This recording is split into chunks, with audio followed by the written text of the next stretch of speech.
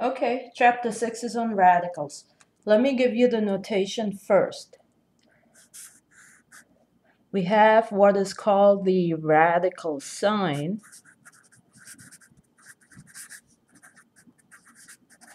What's under the radical sign is called the radicand. And sometimes we see a tiny number out here which is called the index. When we don't see a number out there, it's understood the square root. The square root, for example, of 81. It's understood to have a 2 out here is equal to 9 because 9 times 9 is 81. Can we get another answer? Yes, we can. Negative 9 is also an answer because negative 9 times negative 9 is also 81.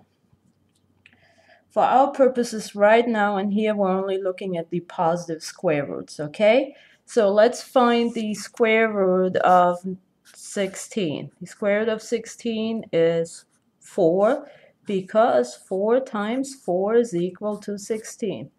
So you really should be familiar with all your perfect squares. Let's say from 1 all the way down to 15 squared.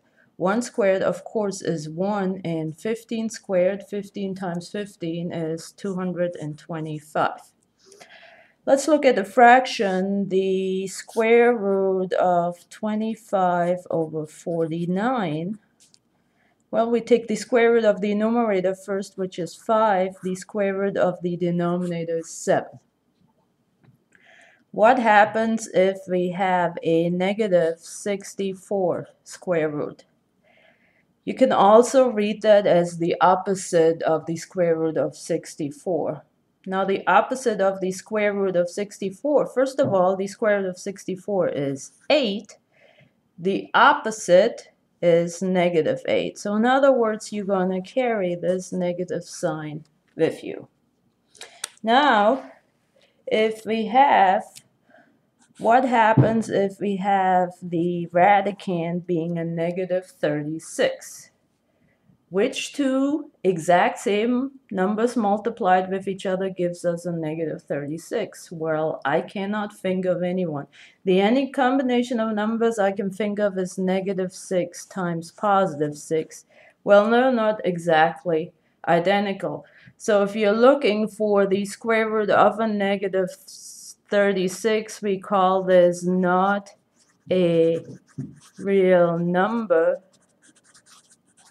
or as I like to call it, a narn. Not a real number. Narn, just like Narnia, just like the movie. Now, if you have a square root of, let's say, 17, which you know is not a perfect square root, then you get some kind of decimal, which is approximately 4 point whatever. This is not what this chapter is all about. So if we had the square root of 17, you would just use the calculator. And I don't have one right now. So, okay. So that's the first part on radicals.